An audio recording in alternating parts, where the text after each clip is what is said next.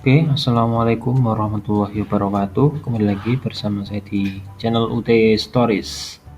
Oke, pada lanjutan video ini saya akan membedah lip pada UT atau lembar informasi pembayaran. Mungkin bagi teman-teman mahasiswa baru UT masih belum familiar terkait dengan lip. Lip adalah lembar informasi pembayaran. Lip ini didapat dari sistem SIA. Teman-teman masuk sistem sia.ut.ac.id, kemudian masuk ke registrasi, masuk ke peragaan atau laporan, pilih raga billing. Nah, kalau sudah, cari, kemudian cetak. Itulah lip. Nah, lip ini merupakan atau didapat setelah mahasiswa menyelesaikan registrasi mata kuliah. Nah, jadi ketika teman-teman sudah registrasi mata kuliah di sia.ut.ac.id, hasil akhirnya adalah lip, lembar informasi pembayaran. Nah, di dalam lip ini ada informasi mengenai data diri mahasiswa, mata kuliah yang diambil, sistem ujiannya, sampai nanti jumlah biaya kuliah yang dibayarkan. Oke, kita coba dari satu persatu ya membahasnya ya. Kita dari informasi awal, dari yang paling atas. Ini informasi mengenai data diri mahasiswa, ada nomor billing atau nomor pendaftaran pembayaran, nomor pembayarannya, nomornya berapa, sekian, kemudian data mahasiswanya, ada nama, program studinya apa, teman-teman, tempat ujiannya, nanti ujiannya di mana, memilihnya ketika nanti, ini memilihnya ketika teman-teman di registrasi mata kuliah ya. Kemudian jenis lainnya non SIPAS atau SIPAS, kebetulan saya ini SIPAS, non SIPAS, dan registrasi, masa registrasi ini. Jadi setiap tahun itu di UT dibagi menjadi 2 masa registrasi. Ada yang pertama, ada yang kedua. Biasanya awal tahun sampai pertengahan itu yang pertama, pertengahan sampai tahun itu yang kedua. Nanti tergantung teman-teman registrasi di masa yang mana. NIM-nya berapa, kemudian UPBJ di mana. Misalkan saya di UPBJ Bandung, kodenya 24, ada di Jakarta, ada di Palangkaraya, ada di Semarang. Tergantung teman-teman UPBJ-nya di mana, kemudian kabupaten atau kota,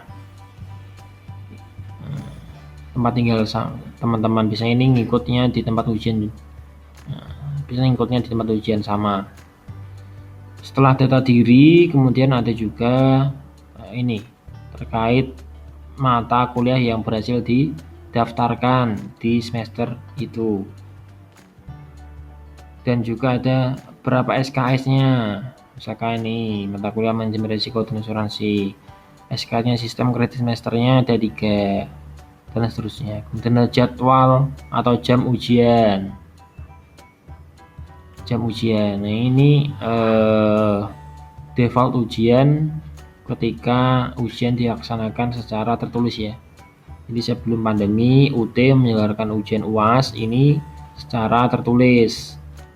Namun sejak pandemi menggunakan take home exam. Nah, nanti disesuaikan dengan kondisi apakah tertulis atau tidak tertulis atau take home exam.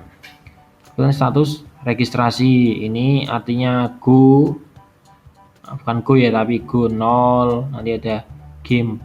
Nah, sebenarnya teman-teman kode ini itu bisa lihat di keterangan di bawah.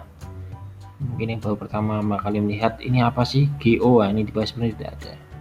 Nah, ini status ujian, ini tadi yang apa, status registrasi ya, ada G0 berarti artinya benar, atau G4 bentrok. Nah, di status registrasi dari mata kuliah teman-teman ini gimana? Oh ya, ini menambahkan yang jam ujian tadi. Jadi defaultnya adalah ujian tertulis, artinya UT menyelenggarakan ujian UAS ini dalam 2 minggu ya, jadi setiap 1 dan minggu. Jadi kalau depannya 1 berarti minggu pertama.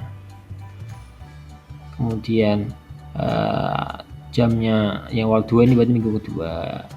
Kemudian 1T3 berarti ini jam ketiga. 5 ini jam kelima. Kayak gitu ya cara membacanya. Kemudian status registrasi ini udah tadi, kalau G0 berarti lengkap, kalau ada G4 berarti bentrok. Artinya di waktu yang sama teman-teman ada mata kuliah yang bentrok. Nanti solusinya biasanya ketika tertulis nanti ada namanya mengajukan ujian di UPBJ terdekat atau terkait. Nanti ujiannya di UPBJ kayak gitu ya. Namun ketika regom exam teman-teman bisa menyesuaikan sendiri, meskipun bentrok nanti bisa disesuaikan dengan jam masing-masing dari ujian.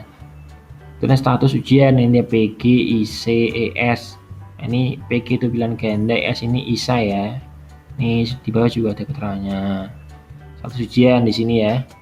PG pilihan ganda, ES, ISA, LS listening, SP speaking ya. Tergantung jenis mata kuliah yang teman-teman ambil nanti.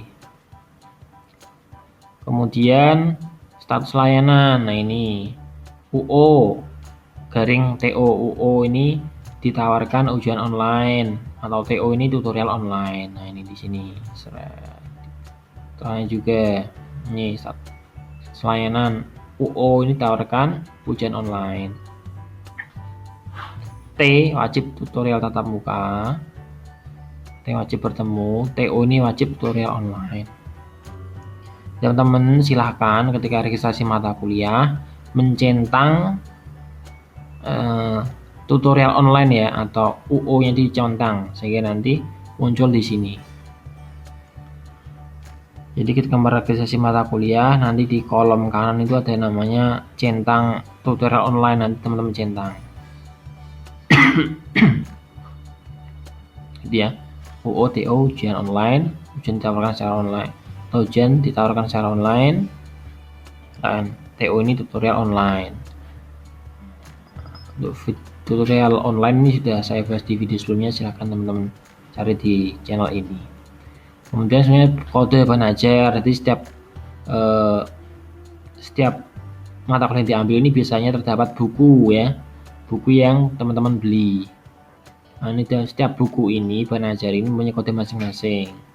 Biasanya identik dengan kode mata kuliah yang diambil. Soalnya ini Abdi yang bertiga ya, Abdi 4211 sama juga Abdi 1 strip 2 artinya edisi kedua. Contohnya kayak gitu. Itu paham ya terkait mata kuliah. Yang bagian yang ketiga ini terkait detail rincian dari biaya di semester, di masa semester teman-teman. Nah, yang pertama summary sketch-nya berapa, sistem kredit semesternya berapa teman-teman. Soalnya di sini saya 14. Dan SPP yang dibayar ini sumbangan pembinaan pendidikan ya, sumbangan pengembangan pendidikan harus dibayar berapa.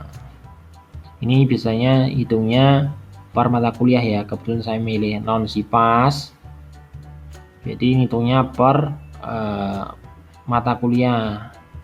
Ada berapa SKS nanti ada hitungannya, nanti di jumlah ketemunya sekian. Kemudian yang ada juga biaya bukunya berapa. Jadi yang buku tadi kode yang bahan ajar tadi kita beli ini di sini ada rinciannya. Kemudian ada biaya pengirimannya dan di sini juga tertera total pembayaran. Lah inilah yang kita bayar di semester tersebut.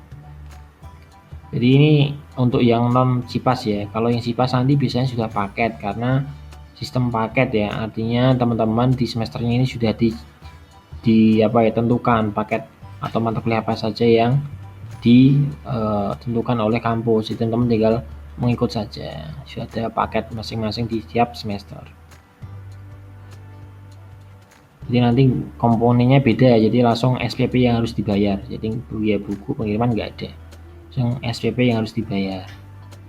Kan di sini juga sebenarnya sudah diterangkan terkait batas akhir pembayaran. Jadi ada batas akhir pembayaran. Jadi teman-teman pembayaran LIP ini jangan sampai melebihi batas waktu ini ya.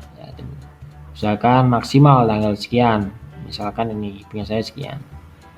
Kemudian ada informasi tentang UAS ini. Selanjutnya informasi tentang UAS 27 bulan 6, tanggal 4 bulan 7, tabnya. Nah, ini sekian. Ini nanti tentatif ya, pasti nanti kalau ada informasi UAS akan diinformasikan lebih lanjut.